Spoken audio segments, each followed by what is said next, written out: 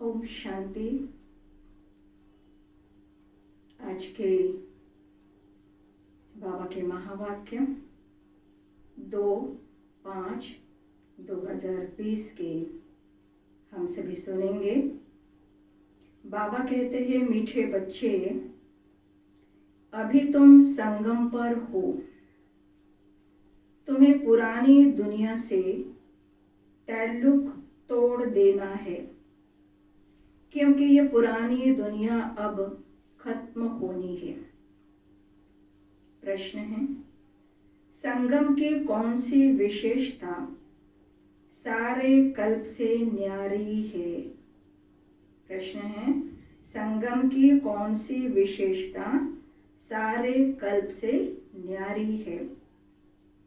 संगम की ही विशेषता है, पढ़ते यहाँ हो, प्रारब्ध भविष्य में पाते हो।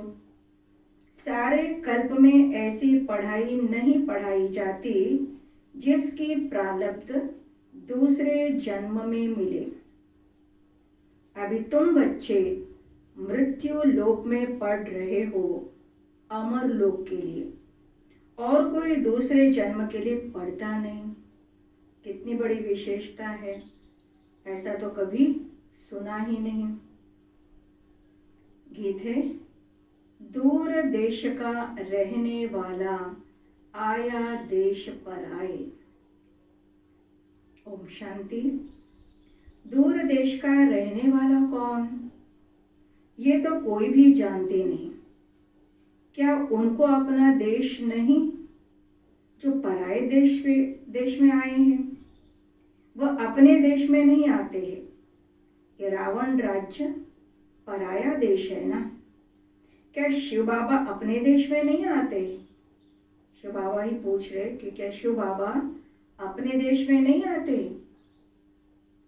अच्छा, रावण का प्रदेश कौन सा है और देश कौन सा है? शिव बाबा का अपना देश कौन सा है, पराया देश कौन सा है?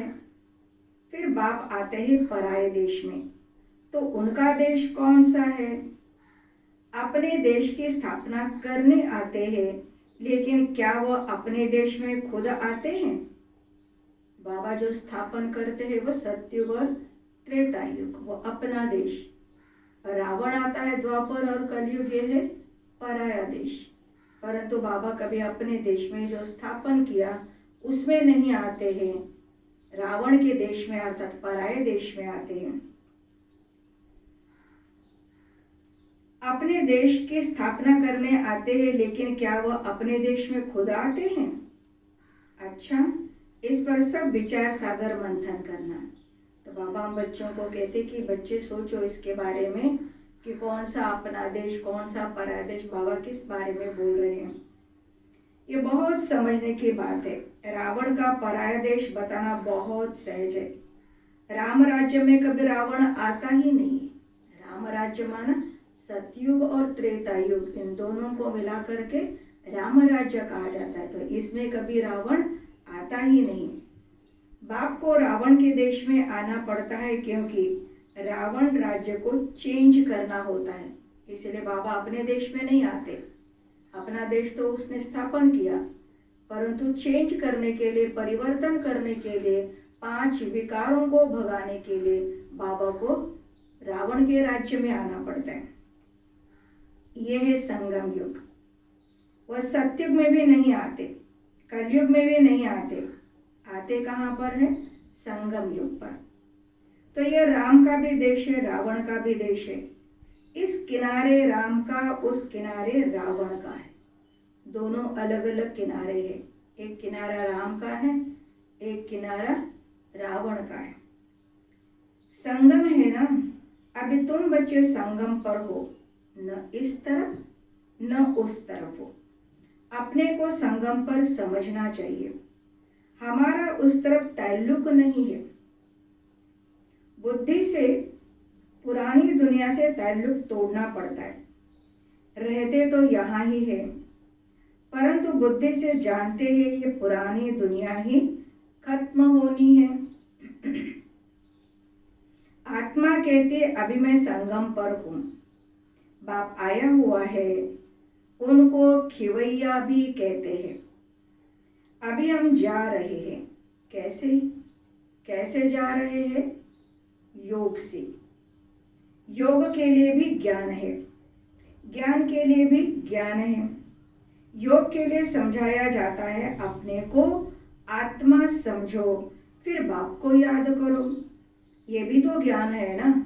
योग करने के लिए भी तो आत्मा का ज्ञान होना चाहिए, परमात्मा ज्ञान होना चाहिए। तो ये भी तो ज्ञान है ना। ज्ञान अर्थात समझानी। तो बाबा हमें सबसे पहले समझानी देते हैं। बाप मत देने आए हैं, कहते हैं अपने को आत्मा समझो। आत्मा ही 84 जन्म लेती है। बाप बच्चों को ही विस्तार से बैठ समझाते हैं। अभी ये रावण राज्य खत्म हो जाना है। यहाँ है कर्म बंधन। हम सभी इस द्वापर और कलयुग, इन 2 युगों में कर्म बंधन में आते हैं। और वहाँ है कर्म संबंध। सतयुग और त्रेता युग में कर्म तो करते हैं, लेकिन कर्म का संबंध है, वो बंधन नहीं है। बंधन दुख का नाम है और संबंध सुख का नाम है। संबंधों में सुख है। अब कर्म बंधन को तोड़ना है। ये विकारी कर्म बंधन को तोड़ना है। बुद्धि में है हम इस समय ब्राह्मण संबंध में हैं, फिर दैवी संबंध में जाएंगे। ब्राह्मण संबंध का यह एक ही जन्म है, फिर 8 और 12 जन्म दैवी संबंध में होंगे। ये ज्ञान बुद्धि में है, इसलिए कलयुगी छीछी कर्म बंधन से जैसे ग्लानि करते हैं। इस दुनिया के कर्म बंधन में अभी रहना ही नहीं है, क्योंकि दुनिया तो बहुत छीछी है, बहुत गंदी है। तो इसीलिए इसमें तो रहना ही नहीं है। बुद्धि मिलती है, ये सब है आसुरी कर्म बंधन। हम भी गुप्त एक यात्रा पर है। ये बाप ने यात्रा सिखलाई है। फिर इस कर्म बंधन से न्यारे हो हम कर्मातीत हो जाएंगे। यह कर्म बंधन अब टूटना ही है। हम बाप को याद करते हैं कि पवित्र बन, चक्र को समझ, चक्रवर्ती राजा बने। पढ़ रहे हैं, फिर उनका एम ऑब्जेक्ट प्रारब्ध भी तो चाहिए ना। तुम जानते हो हमको पढ़ाने वाला बेहद का बाप है। शिव बाबा हमको पढ़ाते हैं। बेहद के बाप ने हमको 5000 वर्ष पहले भी पढ़ाया था, अभी भी पढ़ा रहे हैं और फिर 5000 वर्ष बाद फिर पढ़ाएंगे। ये ड्रामा है ना। जिनको कल्प पहले पढ़ाया था उनको ही पढ़ाएंगे। आते रहेंगे, वृद्धि को पाते रहेंगे। सब तो सत्युग में नहीं आएंगे, बाकी सब जाएंगे वापिस घर। इस पार है नर्क और उस पार है स्वर्ग। उस पढ़ाई में तो समझते हम यहाँ पढ़ते हैं, फिर प्रारब्ध भी यहाँ पाएंगे। यहाँ हम पढ़ते संगम युग पर। इनकी प्रारब्ध हमको नई दुनिया में मिलेगी। यह है नई बात। ये तो बहुत ही नई बात है। बाबा ने आकर के कहा अभी यहाँ पर तुम जो कुछ पढ़ते हो, लेकिन भविष्य में हमें ये मिलेगा उसकी प्रारब्ध। वो फल जो मिलेगा वो भविष्य में। दुनिया में ऐसे कोई नहीं कहेंगे कि तुमको इसकी प्रारब्ध दूसरे जन्म में मिलेगी। ऐसा तो हो ही नहीं सकता। इस जन्म में अगले जन्मों की प्रारब्ध पाना ये सिर्फ इस संगम युग पर ही होता है। बाप भी आते ही है संगम युग पर। तुम पढ़ते हो पुरुषोत्तम बनने के लिए, उत्तम ते उत्तम पुरुष बनने के लिए। एक ही बार भगवान ज्ञान सागर आकर पढ़ाते हैं नई दुनिया अमरपुरी के लिए। ये तो है कलयुग, मृत्यु लोक। हम पढ़ते हैं सत्युग के लिए, नरकवासी से स्वर्गवासी होने के लिए। यह है पराया देश, वह है अपना देश। उस अपने देश में बाप को आने की दरकार नहीं। वह देश बच्चों के लिए ही है। वहां सत्युग में रावण का आना नहीं होता। रावण गुम हो जाता है। रावण वहां पर होता ही नहीं है। 5 विकार वहां पर होते ही नहीं है। फिर आएगा कहाँ?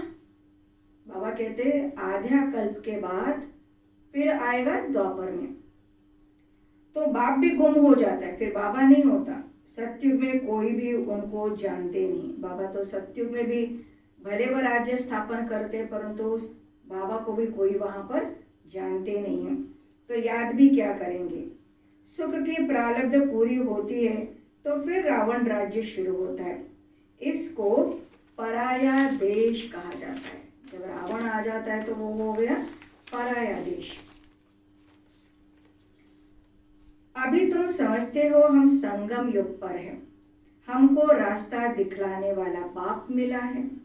बाकी सब धक्के खाते रहते।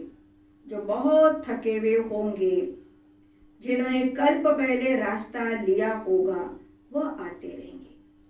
मतलब जिन्होंने कल्प पहले 5000 वर्ष पहले ज्ञान लिया होगा, परमात्मा को पहचान लिया होगा, वही जरूर इस ज्ञान को पुनः प्राप्त करेंगे। तुम पंडे सबको रास्ता बताते हो। यह रूहानी यात्रा का रास्ता, सीधा चले जाएंगे सुखधाम।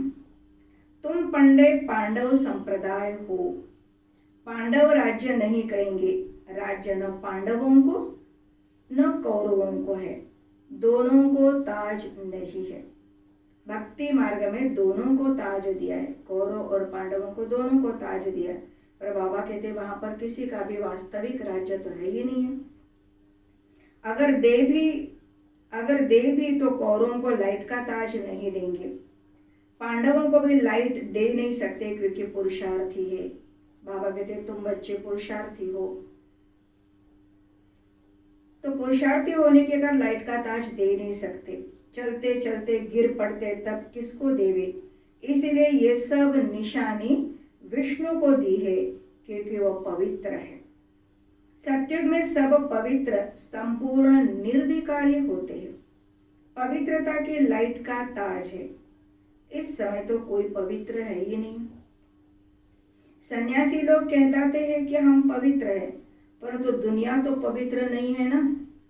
जन्म फिर भी विकारी दुनिया में होता है। यह है रावण की पतितपुरी। पावन राज्य सतयुग नई दुनिया को कहा जाता है। अब तुम बच्चों को बागवान कांटों से फूल बनाते हैं। वह पतित पावन भी है, खिवैया भी है, बागवान भी है। बागवान आए हैं कांटों के जंगल में, तुम्हारा कमांडर तो एक ही है। यादवों का कमांडर चिफ शंकर को कहे। यूं तो वो कोई विनाश कराते नहीं है, जब समय होता है तो लड़ाई लगती है।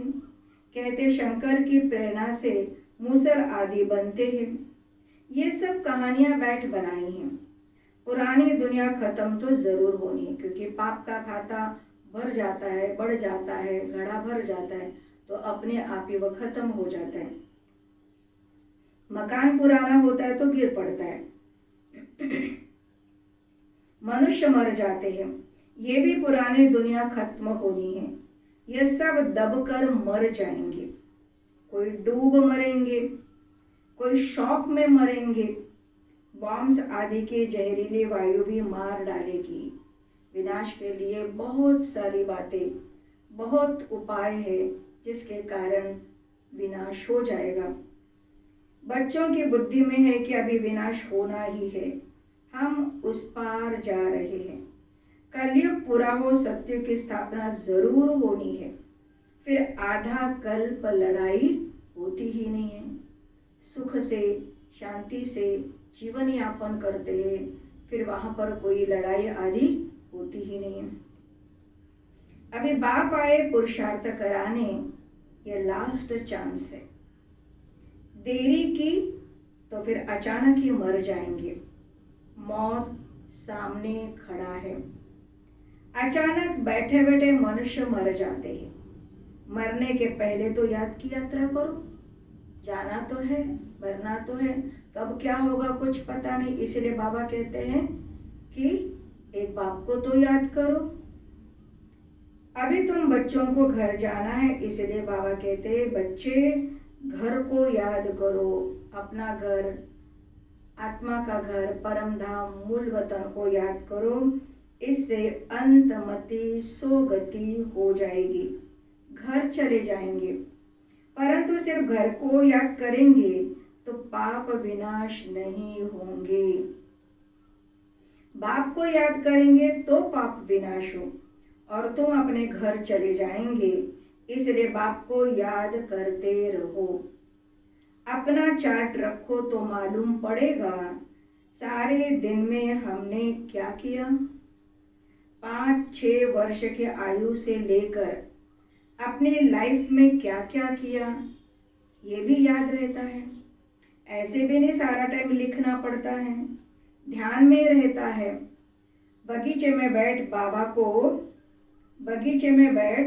बाबा को याद किया। दुकान पर कोई ग्राहक नहीं है, हम याद में बैठे रहे, अंदर में नोट रहेगा।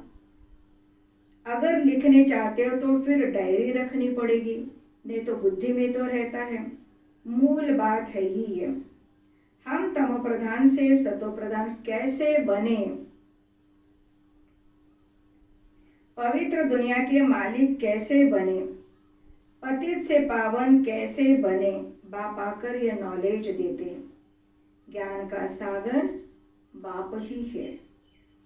तुम अभी कहते हो बाबा हम आपके हैं, सदैव आपके ही है, सिर्फ भूल कर देह अभिमानी हो गए हैं।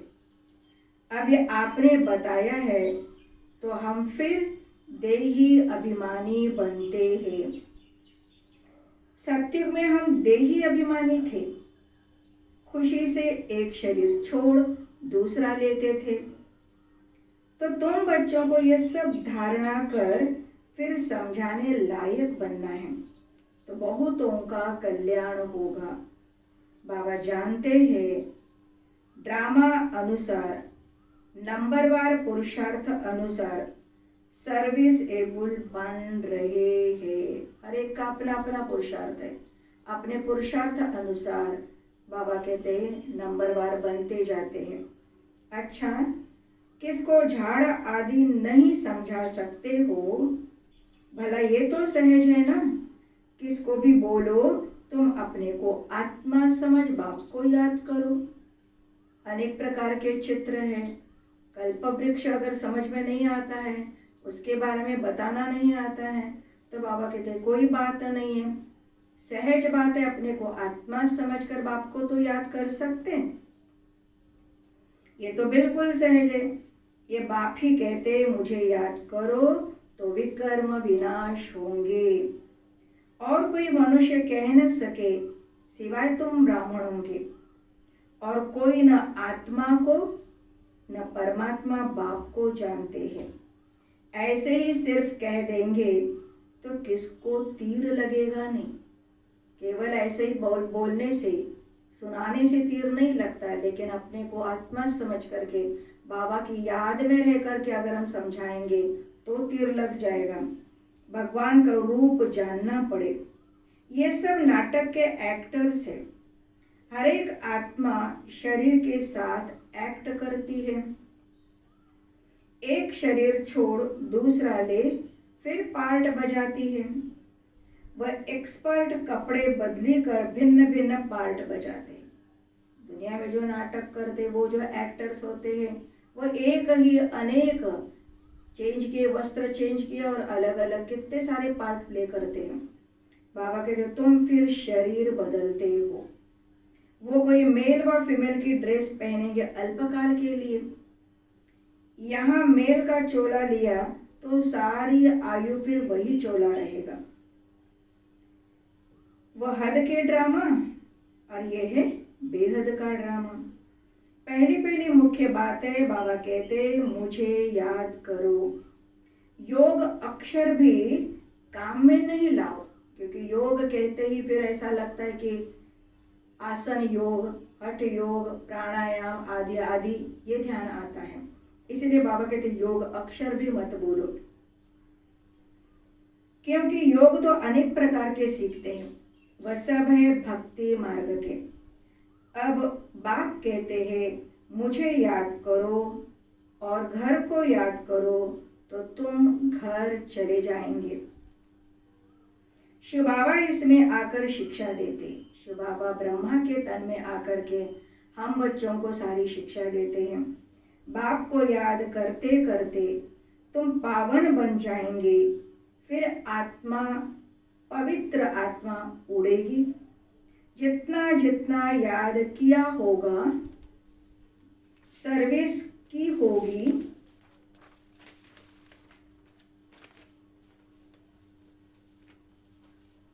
तो वो ऊंच पद पाएंगे। याद में ही बहुत विघ्न पड़ते हैं। पावन नहीं बनेंगे तो फिर धर्मराजपुरी में सजाएं भी खानी पड़ेगी, इज्जत भी जाएगी, पद भी भ्रष्ट होगा। पिछाड़े में सब साक्षात्कार होंगे, परंतु कुछ कर नहीं सकेंगे, क्योंकि टाइम तो चला गया। जिस समय पुरुषार्थ करना चाहिए उस समय किया नहीं है। इसलिए बाबा कहते हैं उस समय कुछ नहीं कर पाएंगे। साक्षात्कार कराएंगे, तुमको इतना समझाया फिर भी याद नहीं किया, पाप रह गए, अब खाओ सजा। उस समय पढ़ाई का टाइम नहीं रहता, अफसोस करेंगे हमने क्या किया, नाहक टाइम गंवाया, परंतु सजा तो खानी पड़े। कुछ हो थोड़ी सकेगा, उस समय पश्चाताप करने से कुछ भी नहीं होगा।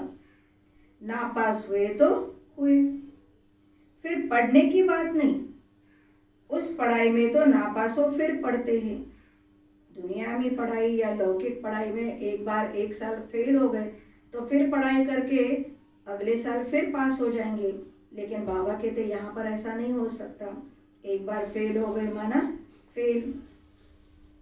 ये तो पढ़ाई पूरी हो जाएगी, अंत समय में पश्चाताप न करना पड़े उसके लिए बाप राय देते हैं, बच्चे अच्छी रीति पढ़ लो, झरमोई झगमोई में अपना टाइम वेस्ट मत करो, नहीं तो बहुत पछताना पड़ेगा। माया बहुत उल्टे काम करा देती है। चोरी भी कभी नहीं की होगी, वो भी कराएगी। पीछे स्मृति आएगी, हमको तो माया ने धोखा दे दिया।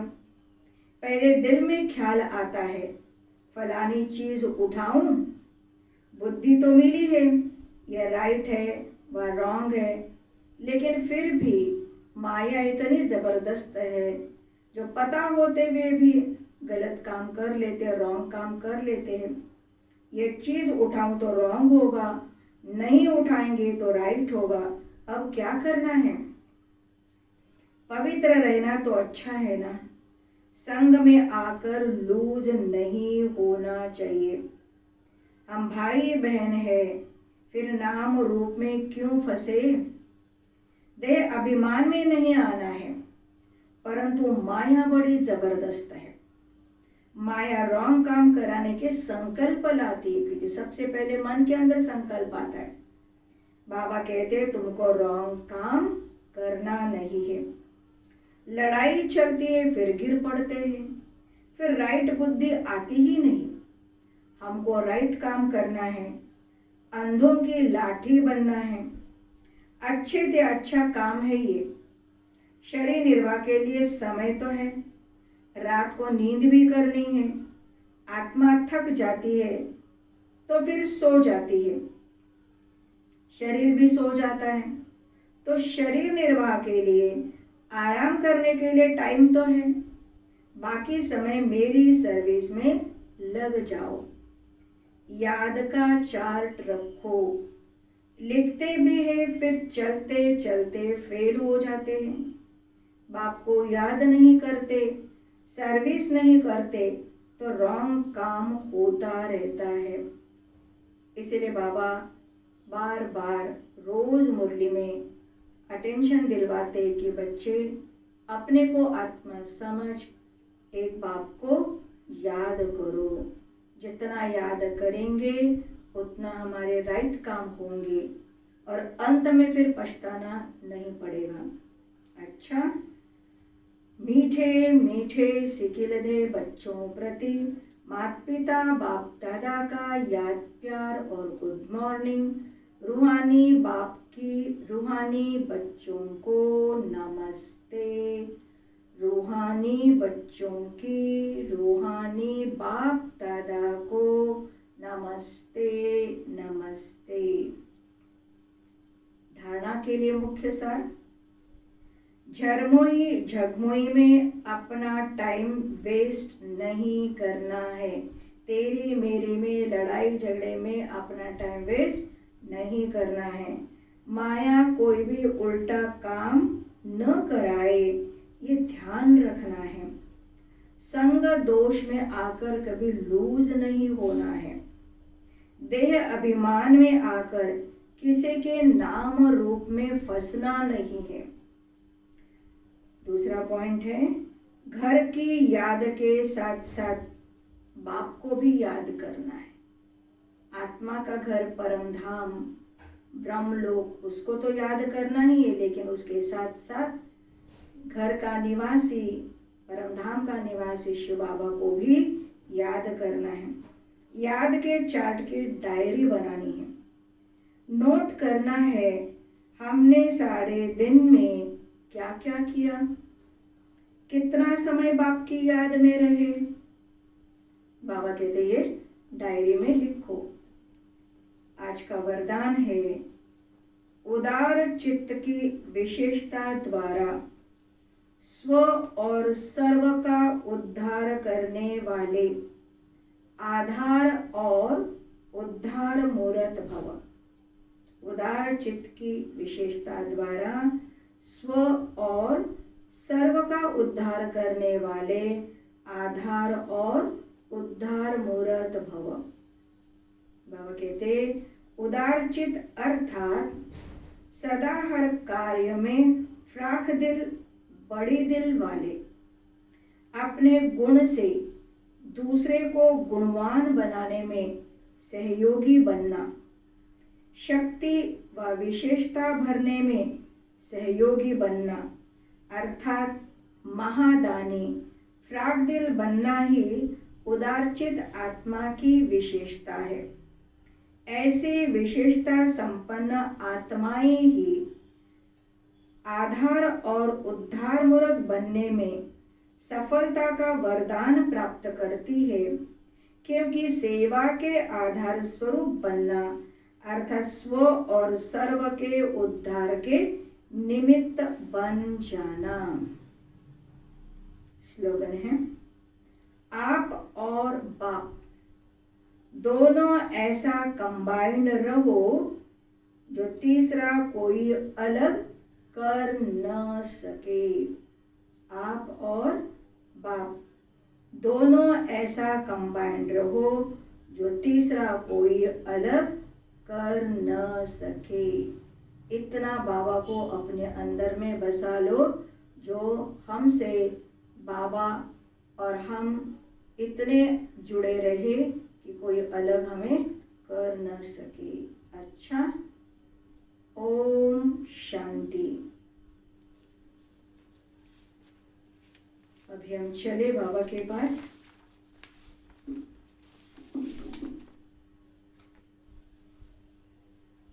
यूं ही मन की बातें तुमसे करूं,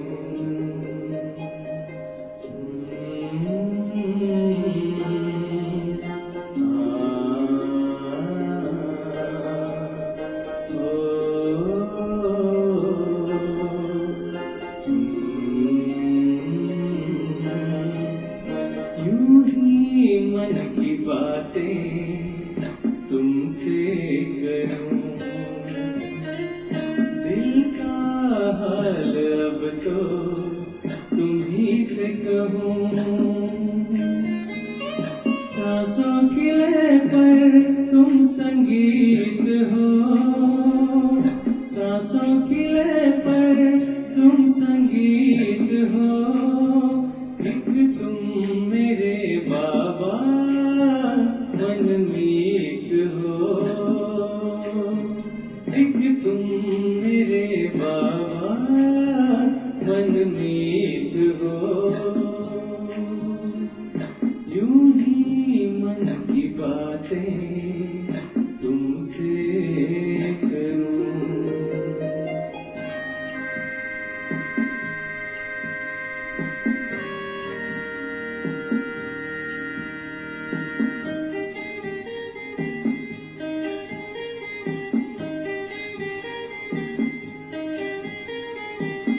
खूबसूरत बन गई है ये जिंदगी मेरी,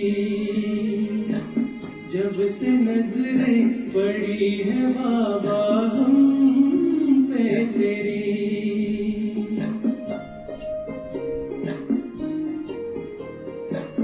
खूबसूरत बन गई है ये जिंदगी मेरी, जब से नजरें पड़ी है बाबा हम पे तेरी। स्नेह के मोती दिल में है संजोए हुए, तन के नाते अब तो सारे हैं भुलाए हुए। एक तुम मेरे बाबा मनमीत हो, एक तुम मेरे बाबा मनमीत हो।